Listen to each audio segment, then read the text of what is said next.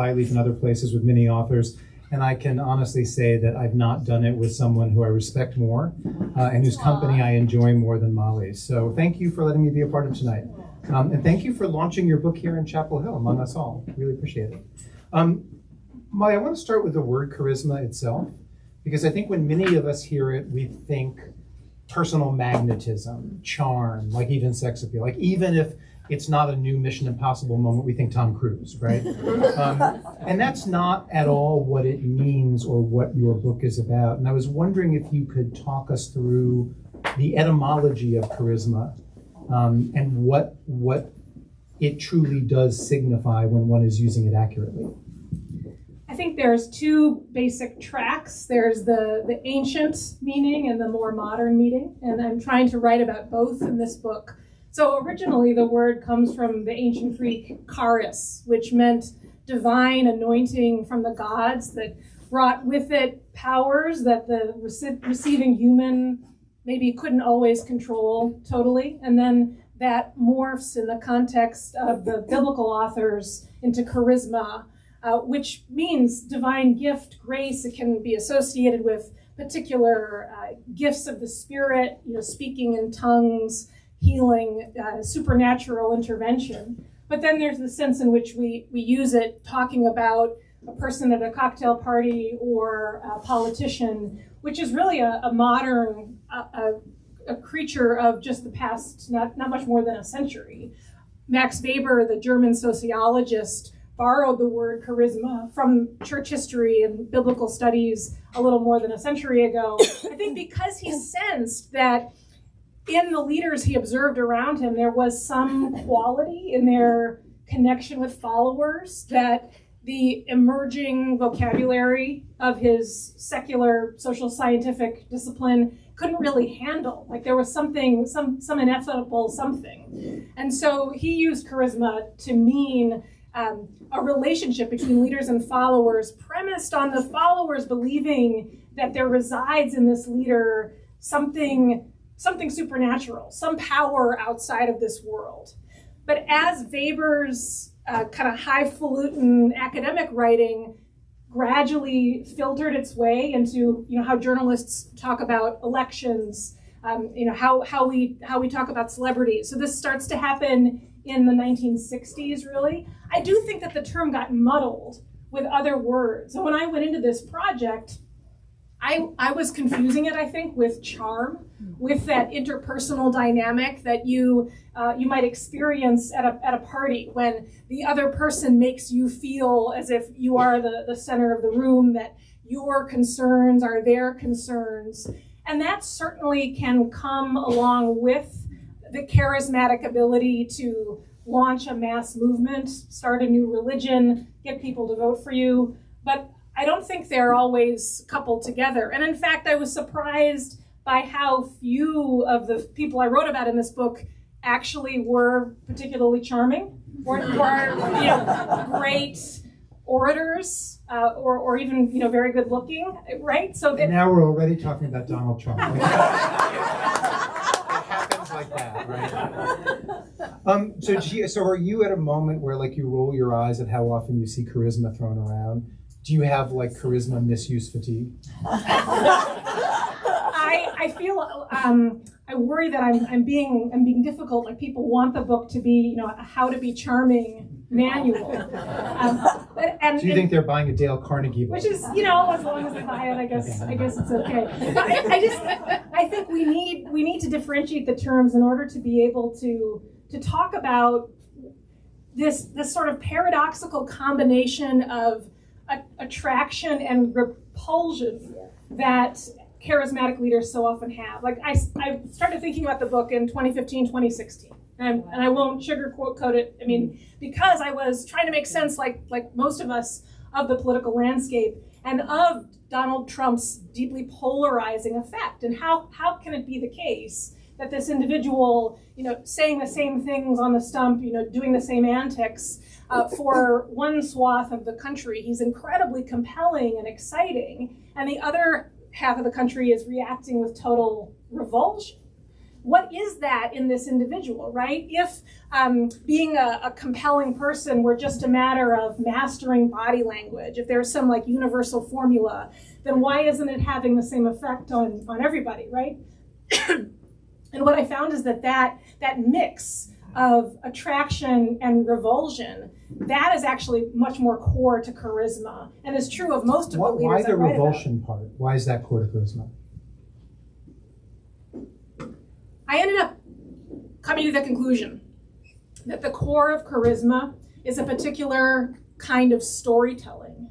It's an ability to invite potential followers into a new narrative of the world, their place in it, that provides both a sense of agency, like, okay, I know what this is about, I know that my struggles have a purpose, and a sense of security. It's not all up to me. I'm part of this bigger movement. This leader is going to sort out the problems. And I think a major part of the story's appeal is that it excludes people. That this leader has pulled back the veil on kind of a new view of reality. And I see the world for what it really is. But there are a lot of people who don't, who are muddling along and who don't have a role in this, or they are cast as villains. And so if you are not included in the charismatic leader's new narrative of the world, or you have a role you don't like, I think that is what accounts for that revulsion. But it's one side of the same coin that is so attractive to other people. So do charismatic leaders inherently understand that we want a world of villains and victims, that we want a world of us versus them, and is that who we inherently are?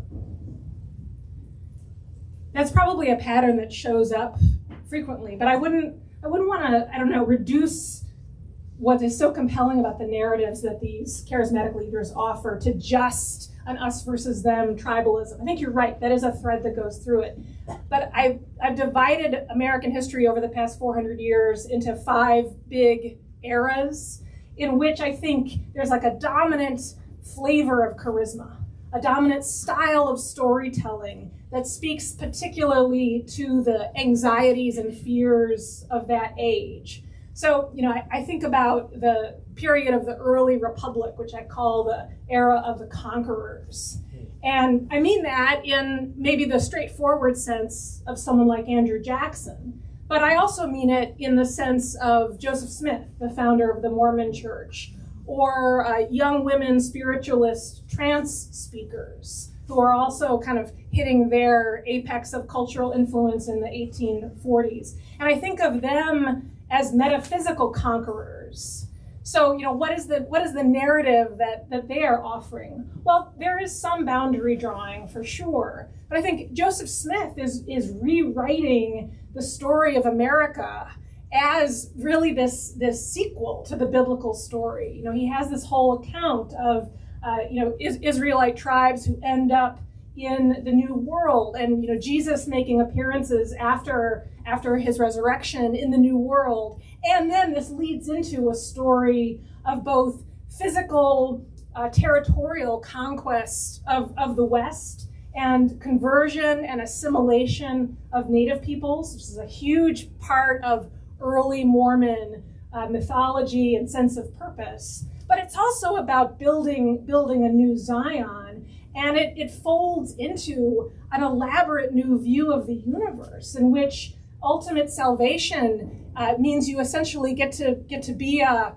celestial pioneer with your own race of spirit children on your own planet.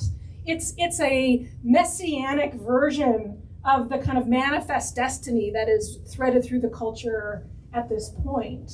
And these young women who become spiritualist trance speakers, and so this is a time, right, when it would be scandalous for a single woman to travel alone. And these young women, who sometimes are as young as 14 or 15, are getting on stage in front of crowds of thousands. And they are understood to be in a trance, and a randomly assembled panel from the crowd assigns them a topic, usually a topic that's not meant to be kind of masculine. So, talk about how a gyroscope works, or give us a soliloquy on, the divine and the human in Jesus, and this sort of thing. And these young women spin off quite amazing, you can read the transcripts in the contemporary newspaper coverage, accounts fed to them from the spirit world. That's the idea. But this again is actually part of a broader claim about the world that says life doesn't end with death. In fact, we are on a path of eternal progression. We conquer death.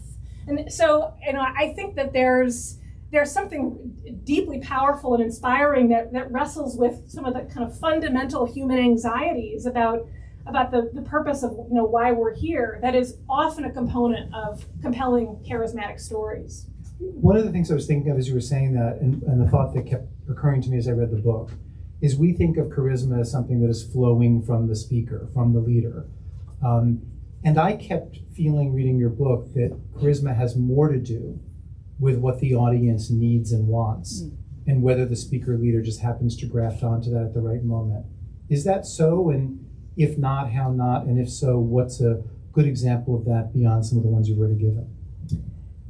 Charisma is definitely a relationship. You can't be charismatic like by yourself in the mirror. So Just when I'm singing in the car, not charismatic. only to Regan, right? and so yes, I think inevitably the ways in which current narratives on offer, like the current stories that your culture is telling you, and the ways they fall short, they set you up for wanting an alternative. And I think this has become especially true in our own time since roughly the 1980s. Was a pattern I ended up noticing over the centuries I write about, is that there is this impulse that shows up in some periods among charismatic leaders that is pretty destructive. It's an impulse to tear down existing institutions. But in previous eras of American history, those leaders have been somewhat balanced by countervailing forces, a certain integrity in traditions and institutions. And I think that's less true in our own era than ever before. And so it is sort of set a ripe. There's a way in which our time is ripe for, I think, on the one hand, a leader who does speak into sort of obvious hungers, a real disappointment and cynicism with institutions, a sense that a lot of Americans have that, why should they care about the rule of law and the integrity of democracy? And now we're back at Trump again. But there's also like a particular secret sauce in individuals. I think it's true. I think it's true in Donald Trump. But I think that there is a kind of magic that happens in the intersection between the idiosyncrasy of people's biographies and these broader historical forces. So distill for us the story that Trump is telling that makes him charismatic and successful in his charisma, and how is it distinguished from stories that charismatic leaders were telling in the past? Trump has, since the beginning of his career as a public businessman, so I think you go back and you read his conversations with tabloid journalists in the 1980s, his appearances on Oprah Winfrey Show in that decade also, you can begin to trace out a few different storylines that have intersected. So from the beginning of his career, before entering politics formally, he was telling a story of being this heroic, savvy entrepreneur who is constantly fending off attempts to rip him off and take advantage of him. And he has always spotted that and gotten revenge where necessary, and has learned the hard way that the system is totally corrupt and illegitimate and not worth respecting. And according to him. According to him. Right. This is the story. And in fact, the virtue that really deserves the most respect is the savviness to exploit the system. That's a mark of true leadership. And I mean, Oprah Winfrey was teasing out of him, when he's on her show in 1988, the political implications of this. She says, have you ever thought about running for president? And he says, well, not really, but if I ever get sick of the country being ripped off, I might have to do something about it. It fed, I think, quite naturally into a narrative about the country, and Trump himself as a kind of avatar taking vengeance on behalf of people who feel mistreated by the system. And that, of course, got magnified on the eve of his political, rise to power on reality television show. I mean, I think it's impossible to overstate the importance of The Apprentice in fixing that image. But I would add to this another storyline. It's I think hard to make the case that Trump is an Orthodox Christian in any recognizable sense. No. It's shocking. But he's so versed in 2 Corinthians, remember? Yeah, he is very. Although that's what the Brits call it, right? So we shouldn't get too stoppy about that. However, he grew up going to Marble Collegiate Church in New York City, which was pastored by Norman Vincent Peale, the godfather of positive thinking, right? He wrote the book, The Power of Positive Thinking, which is still in print. And so he was very much formed at the feet of this pastor whose whole message was kind of Christian prosperity gospel thinking. You can reshape reality with the power of your mind. You can will your desired future into existence if you align yourself with the supernatural forces. And if you are rewarded materially, that is evidence of your virtue. And so his alignment with a particular swath of conservative Christians, these independent charismatic churches, his spiritual advisor Paula White Cain is probably the most famous example. That's partly a story of political strategy, right? He recognized in a very astute way that they were kind of on the margins of political influence compared to other conservative Protestants in a way that was totally out of proportion to their great numbers, right? They were sort of a resource to be tapped. But he had been on the phone with Paula White in 2002. I mean, when he saw her on TV, long before any of this political strategizing. And I think that's because there is actually a synergy between a theological tradition that's in his blood, that he comes by quite naturally, and a dominant way of thinking in that part of the American Christian community. You are versed in the Trump biography. No, I'm seriously impressed, and I feel like authors don't often tell us all that they've suffered and sacrificed for their book. But did you actually go back and watch episodes of The Apprentice? I did, yes. I mean, you have to buy 2 copies of the book. But it was so interesting to learn that the producers found the actual Trump boardroom too dowdy. So they built a new, a kind of a fake one as the set. So it's just thinking about the new Oval Office, the idea that it was too dowdy. And there is, when I sat down to kind of do the primary source research that was necessary, I had it in my mind that he would be this kind of boardroom tyrant, that some of his sense of lack of control would come through. That's not the impression at all that he was coached into or that he gives, but rather it's sort of the only moment I've ever seen Trump execute something you could call gravitas. Because when he says you're fired, it's you're fired, right? In a way that I think did wonders for the ability of Americans to imagine him as president. So you've just given a great explanation of the story he was telling. What was it about America and Americans in 2015, in 2016, in 2024 that made that story so attractive? Why did they want that story? We are so disconnected. We are so atomized. We are no longer involved in the same deep way with communities and institutions and traditions that I think for most of the history of this country provided this ballast, this sense of purpose, and gave people a way to kind of trust the overall logic of the experiment of America.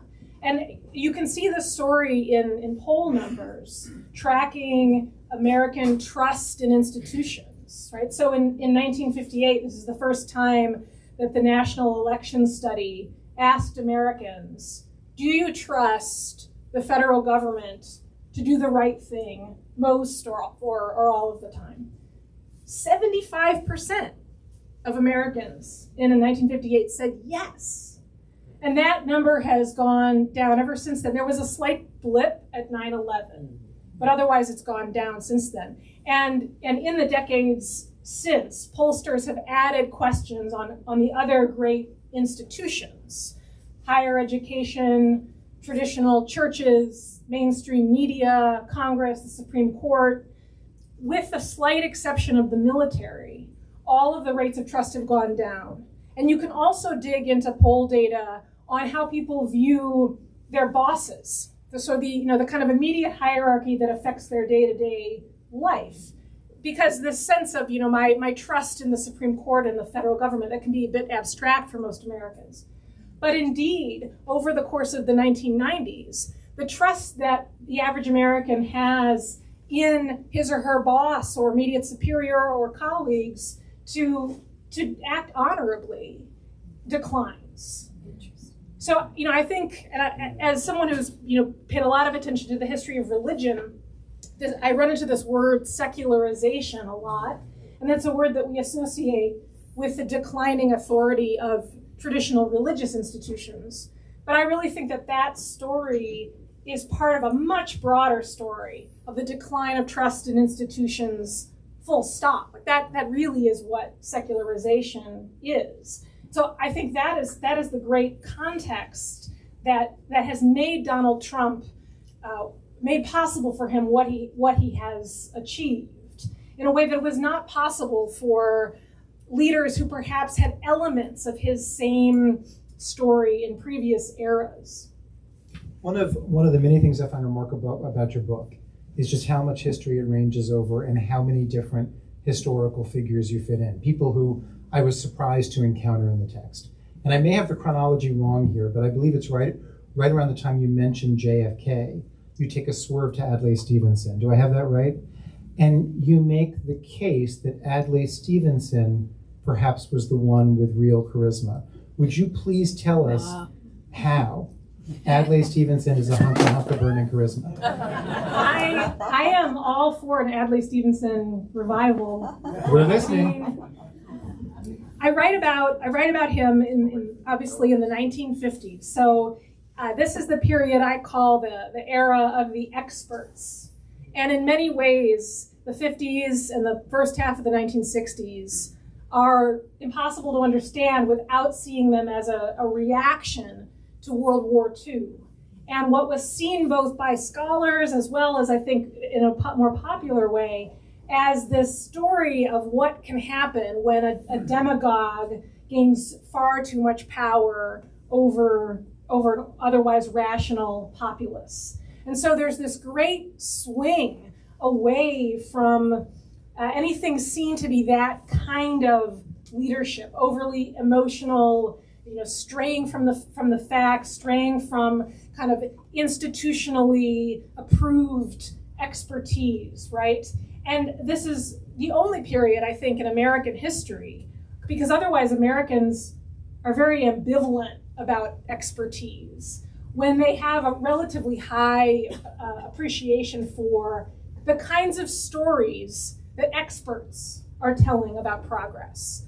And so this is where Adlai Stevenson comes in, who is not someone, and I will say part of this is me trying to figure out how do I write about the era of JFK without having to retread the same old ground about JFK, right? Let's take a sort of contrarian. You're Camelot fatigue. Camelot fatigue, exactly.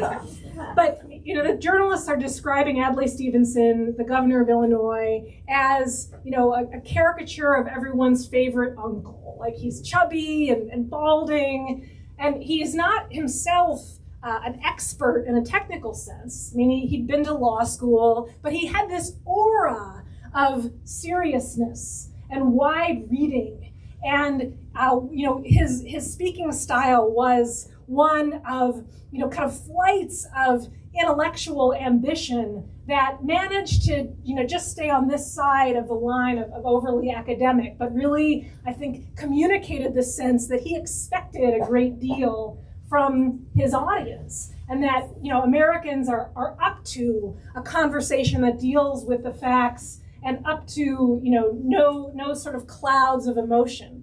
However, he does certainly get tarred as an egghead. And I think his story of being the also-ran, I mean, anyone who had the misfortune of being the Democratic nominee against Eisenhower, who has this great World War II story of heroism behind him, was certainly at a disadvantage. But I think Stevenson's, gradually gathering a surprising amount of support, even if it's in the shadow of Eisenhower. And John F. Kennedy sees this playing out and sees, I think, that there is in Adlai Stevenson one piece of a winning formula, which is this is an era when Americans do want their leader to be proximate to the eggheads, but not be an egghead himself. And so Kennedy's success has to do with him threading that needle and having the brain trust, being surrounded by people like Arthur Schlesinger, having the profiles written of him where his desk is piled high with books, but also being the war hero, right? Who, swam 3 miles with his comrades, life jacket strap, gripped between his teeth after the Japanese rammed their PT boat. So it is in triangulating, I think, kind of the charisma of Stevenson, but in a moderated form with the charisma of the hero, and that story, that account of what America is and who this leader is, that is critical to JFK's success. I'm going to use your reference to egghead as a transition, as a segue. Another figure I wasn't expecting to find in your book, but was delighted to find there, is present at the beginning of a chapter that's titled Intellect. Could you read most of the first 3 paragraphs of that chapter? I would love to. And look, you've got a pink sticky right there, as if I gave you a heads up. It's the only heads up I got, though. Princeton, New Jersey, 1948. When a group of students visited Albert Einstein at his home on Mercer Street on a summer day, the master of space-time answered the door in wrinkled trousers. He wore shoes but no socks. With his tousled white hair and scrub brush mustache, he looked every bit the scientist pioneer whose discoveries had proven that humans were not yet done conquering the universe. He put the students at ease, happy to chat about everything from politics to the qualities of good maple syrup. He seemed utterly unself-conscious. Perhaps he understood how celebrity worked and knew that journalists love to describe the smallest personal habit or pedestrian interest. A reporter who tagged along gushed that money means little to the noted thinker. His greatest happiness, he finds, working with his colleagues for the betterment of mankind and the extension of the world's knowledge. That day, he spoke, as he often did, against Jim Crow and the nuclear arms race. He had long ago drifted away from his family's roots in Judaism, but he insisted he was no atheist. Einstein stood in rapturous amazement at the harmony of natural law, which reveals an intelligence of such superiority that, compared with it, all the systematic thinking and acting of human beings is an utterly insignificant reflection, he once wrote. Earlier that year, the photographer Yusuf Karsh had visited Princeton to snap the portrait that became an ordinary person's visual shorthand for genius. Yet Einstein had become the most charismatic scientist in America because he was, in fact, radically unlike the experts who populated post-war government offices and gleaming research centers. While they worked tethered to their institutions, Einstein was a maverick, They avoided the limelight and felt pressure to keep their mouths shut. Einstein announced his opinions. Most professional scientists remained in the lanes of a closed universe. Einstein was an amateur theologian who had written books like Cosmic Religion and The World as I See It. To adore Einstein, then, was not the same thing as adoring the modern research enterprise. Americans marveled at him precisely because they had mixed feelings about the role of scientists in the structures of power and their growing authority over life's biggest questions. I am not making a joke here, really. But when I read that, isn't that nice? Yeah. It's a beautifully written book. I'm not making a joke. When I read that, the name that popped into my mind was Robert F. Kennedy Jr. No, I mean, seriously, the idea of like him being worshipped in part because he was tilting against the establishment, scientists and all that. Does anything ever really change in our history? Less than we like to think. I was really surprised in working on this book by the strength of the continuities. I think especially in the story of charisma, a lot of scholars who have looked at charisma have focused a great deal on technological changes. And they have located modern charisma as in the mass media age and suggested that there is a hard break in really our history as a society, and that it is a story of discontinuity. And I think too about the ways we often narrate our current political moment. And we make a lot of social media and the way it has enhanced echo chambers and the way followers of RFK's views on health and vaccines can find one another on the internet in ways that were not as easily in previous eras. So we tell a story of discontinuity.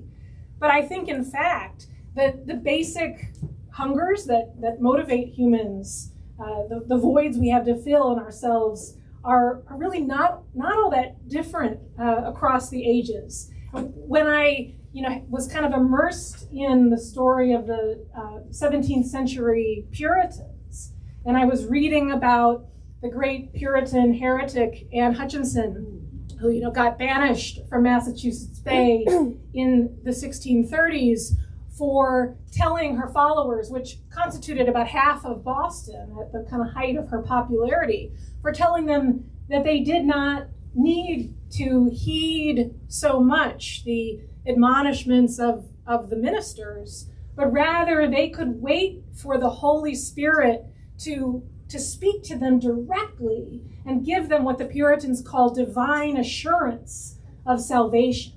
That paradoxical mix of feeling a sense of control over my life and yet also passing the main authority to this greater power. I found, yes, I mean that theological language has a particular home, but I think it is not bad as a description of what humans in every era desire. And while as technology moves along, it's clear that having some mastery of whatever the latest innovation in mass media is necessary for fomenting a serious movement. It is not sufficient in any era. It's only part of the story. So my short answer is no, we really haven't changed. I'm going to ask you just one last question because I want to leave plenty of time for people in the audience to ask you questions. But you make the case in the book, and you've explained beautifully here tonight how a charismatic leader is one who tells a story that has resonance that people want to hear at a given moment in time. If you were advising the Democratic Party, or if you were grooming the Democratic challenger to, I guess, J.D. Vance in 2028, although for all we know, Donald Trump, right? All the old rules are out the window. What story would you advise that person to tell, and in what style, to maximize his, her, or their charismatic potential?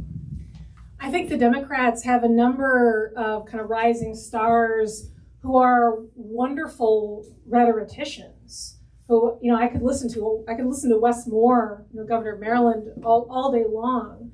I'm really interested in Gavin Newsom, and I watch his podcast on YouTube, and I think he's very compelling as an interlocutor. We'll talk after. Okay.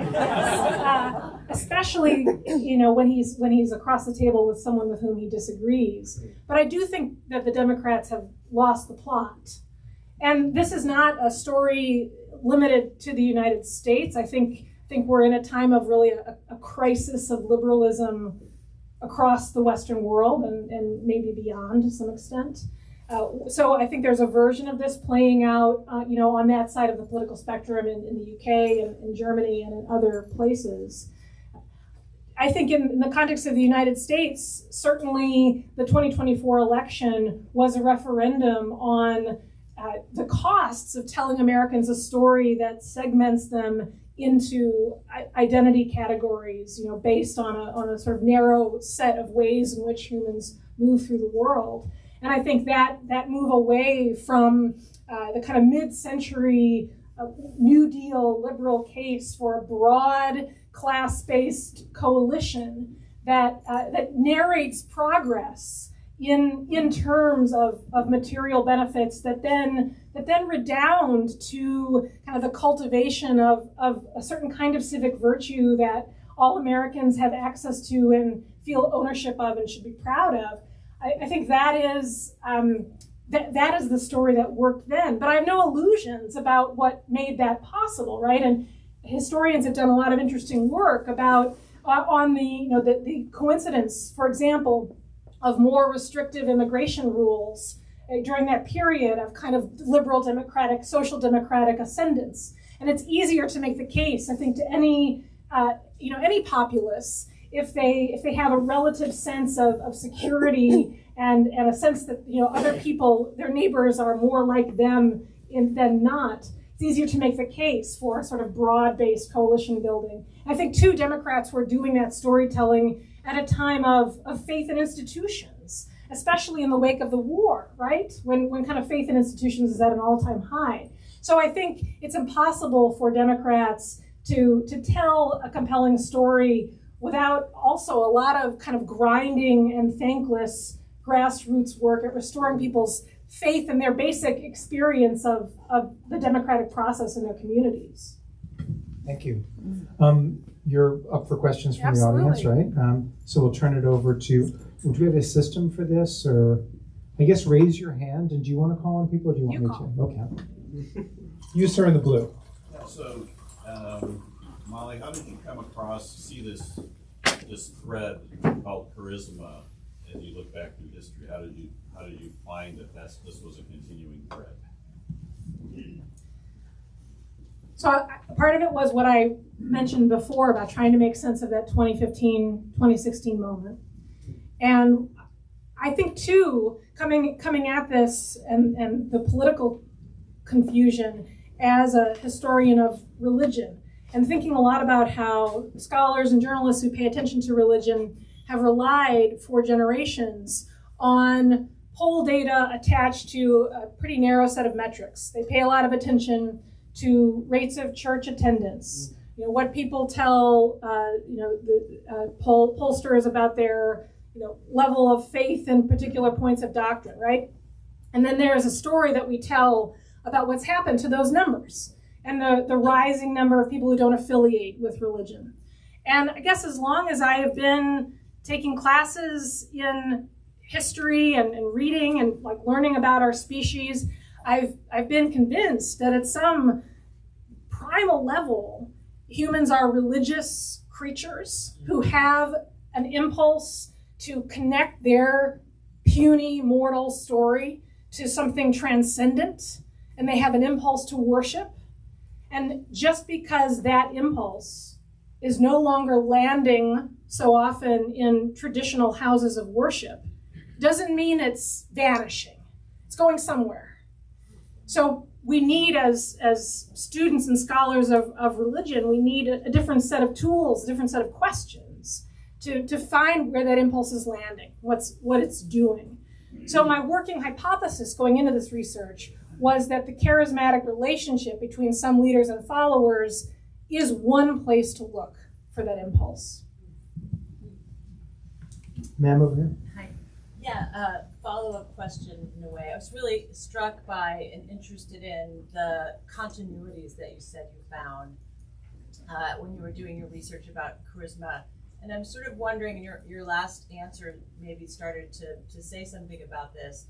You know, so this is how charisma shaped American history. Is this really a story about humanity and about some feature, essential feature of humanity that is shaping what appear to be specific changes? So like turning basically specific historical questions into eternal questions. Yeah, I think that's exactly right. And there is this sense, depending on the context, in which maybe we make the mistake of loading the idea of charisma. You know, if you're talking about a political rally of a candidate who you loathe, charisma becomes a code for manipulation, you know, illegitimate authority.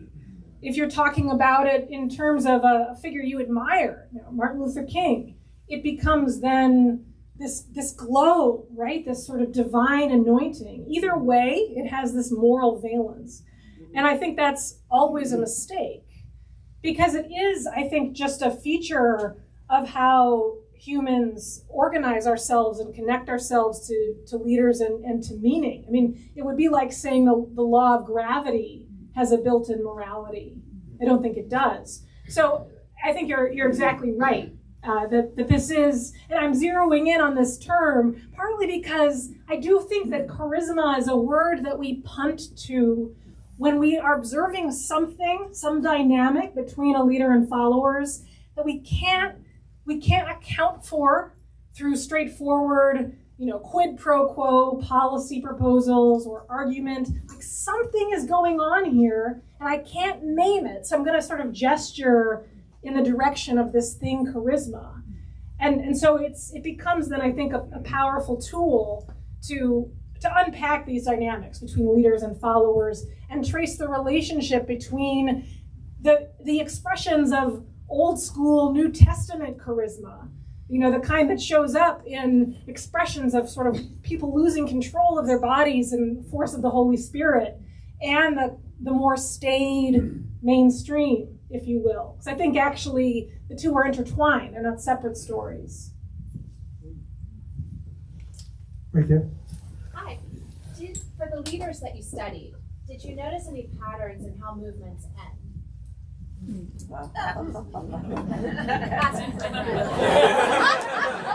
Is this the wishful thinking question? Charisma is, I mean, I think Weber was basically correct about a lot of things, including the way he divided kind of charismatic authority apart from authority based on military power or institutional role or sort of mandate of tradition. And so there's a sense in which an appeal, a grab for charismatic authority is the tactic of the loser. It's what you do when you don't have an immediate way into the other more reliable modes of authority. So, you know, this is why the history of charismatic movements is threaded through with leaders who come from marginalized communities, right? Whether they're racialized communities or, you know, women, people who are on the political margins in one way or another, because they can't easily break into the hierarchies. And so maybe then it's no surprise that a lot of the movements where the authority remains really located in that story that the charismatic leader is telling, those movements do tend to, at least in the short term, fizzle out. But there are other important examples of leaders who manage to translate their initial personal charismatic authority into an institution. You know, whether we're talking about Joseph Smith and the Mormon Church is on its way to becoming, you know, one of the major world religions. As a result, I think, of Smith's early instincts for granting roles to specific followers, beginning to build an institution, finding ways to encourage, like within a controlled framework, other people to express Holy Spirit inspired power, right? And he was then followed by a real institution builder. And I think it would be a mistake to separate Donald Trump's charismatic appeal from the immense authority he derives from certain kinds of institutional networks, whether that's the edifice of the conservative media or the ways in which he's very much in real time reshaping the institutions of the federal government. So I think charismatic leadership on its own tends to be ephemeral. I will say, though, that you can't always predict kind of the long knock-on effects. I write about in the book the Black nationalist leader Marcus Garvey, who has this, initially quite brief career, just a few years. He gets to New York City, from Jamaica and some time in the United Kingdom in 1916, having recently founded the Universal Negro Improvement Association. And he has a brief period of parades and enormous rallies and establishing chapters, all around the world. But, he's quickly on the radar of the federal government and is arrested on kind of trumped up charges of mail fraud and dies in 1940. And it seems, I think, initially like there's not a whole lot to show for his movement. But there's a way in which local chapters of the UNIA kind of simmer on and meld with other local kind of communities. And the Americans who kind of cut their political teeth in his organization feed into the next generation of political activism. So Malcolm X's parents were both Garveyites. And so Malcolm X was very much formed in that kind of Garveyite tradition of pan-African, liberationist, separatist thinking, right? So there's a way in which the story that these leaders tell, even if their immediate political goals, end in disaster for them personally, that story can continue and enjoy perhaps greater degrees of success in later generations. Just one in the back. Back there with your hand up, if you can see where I'm pointing. It's an inelegant system. I'm sorry. Yes, you got it. Thank you, Molly. Could you talk a little bit about the topography of charisma in American history? Is it just flat throughout with equal charisma all the way through? Or are there bursts of explosive charisma or deserts of charisma? And what marks, if the latter, what's the recipe for a charisma desert or charisma explosion? Man, that's a great question. I think I'm thinking out loud here, but while my instinct is to say there is some relatively stable reservoir of human weirdness and capacity to respond with just the right degree of creativity to the era's dominant traditions and institutions. However, the landscape changes in what it's possible for charismatic leaders to achieve. So I think it's just not because of the relative small scale of communities in the colonial period and the relative difficulty of movement building. There are certain structural limitations on the kind of scale possible for someone like Anne Hutchinson.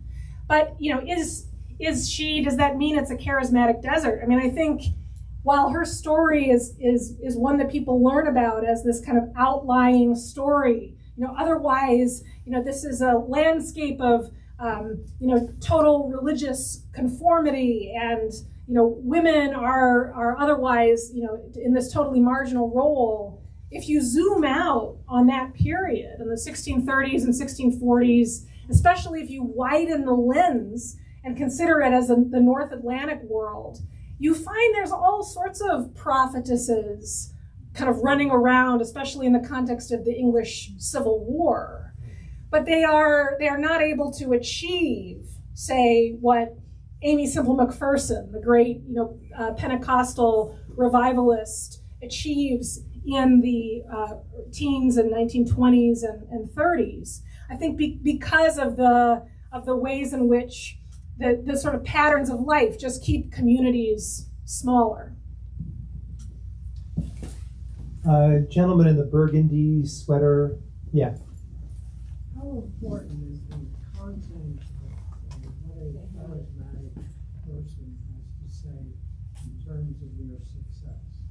The reason I ask that is I look at their pop success.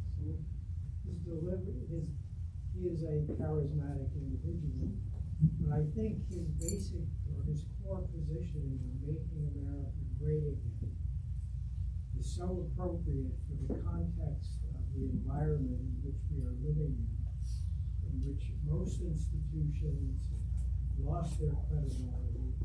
Individuals are just that again, they're individuals, they don't have a greater purpose. So I think what he has to say in its most fundamental sense is important. And I was wondering what your perspective was in regards to that for other charismatic individuals that you mentioned. I think you're exactly right. I think in the most successful charismatic leaders, they hit a kind of sweet spot where they have enough distance, critical distance, creative distance on the ambient narratives, institutions, and traditions to be a kind of outside force, to be offering a story about the world that is different enough without being so far that they are just kind of a space alien in the culture, that they can't get any purchase at all. So, the slogan, "Make America Great Again," it may have an even earlier history, but certainly it's part of the official rhetoric of the early moral majority in 1978-79, right? So even that specific phrase taps into a longer tradition. And I think there's a way in which Donald Trump is like very legible as part of a tradition of kind of populist agitator outsiders. But he's very, I think he's different enough to just rewrite the script in important ways. I will say too that when I say charismatic leaders tell stories, I don't mean to suggest that they are always making stuff up. Right? So I think that there can be a story that is a way of helping followers see reality differently, organize actual facts about their existence, about society differently, in a way that brings clarity, in fact. And then there is a kind of storytelling that indeed is based on positing a fabricated account of reality. I think part of what is so dangerous about our current moment is that in past eras, you might argue that Americans had more resources by which to test the stories leaders were telling. They had some marrow of exposure to journalism. They had a rootedness in particular philosophical or religious traditions that I think lent a kind of perspective to the current moment. They were more inclined to give institutional spokespeople like the benefit of the doubt, and that has totally eroded. So I think the tools that we have available to kind of test, if not literally fact check, the stories that leaders are telling us are really attenuated right now. We are running out of time, so this is going to have to be the last question, since I think I favored this half of the room. Sir, you want to bring us home? Am I that, sir? You're the sir. I'm looking right at you. Thank you. I'm so honored.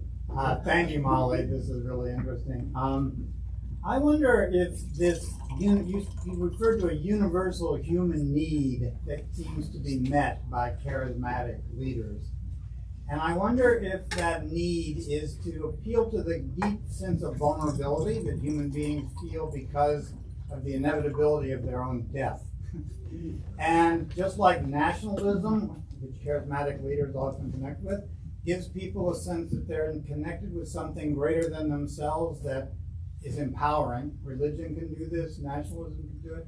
Is charismatic leadership ultimately successful because it helps people assuage their anxiety about their vulnerability and known death?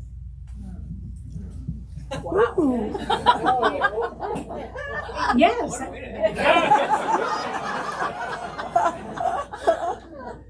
I mean, this is the human condition, right? And our whole time on this planet is just an exercise in patting ourselves against that inevitability, and we do it in different ways.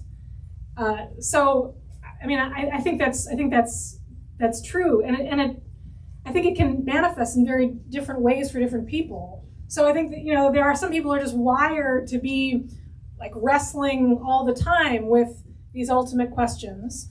And then there are people who think those questions are kind of beside the point. Like, just focus on, the role you're playing in your community, and are you helping your fellow man, right? And so a charismatic leader can't, this is why, I mean, there are some of them, especially those whose playground is more explicitly the terrain of religious movements, who speak explicitly in that language, in that theological, metaphysical language. But there are a host of others who I think are pointing in the direction of the same core anxiety, but are having to do so in a different language. I think, though, what's powerful about putting it that way is it compels us to maybe see movements that we initially perceive as deeply alien to ourselves as having more in common with us than we might think. So one of the points of my book is that when secular the so-called secular mainstream sees an outlandish religious movement or a cult leader and says that's just that's really so far from what is normal, I don't even have to pay any attention to it. In fact, those movements are mirrors of fairly mainstream and common human compulsions and hungers. And if that can at least be our default mode, like, I am the same species as this person, and so what do I have in common with them as much as I might differ from them? I think that is a more productive way of moving through the world than the alternative. You know how to end on the perfect note. Yeah, wow. Molly, thank you.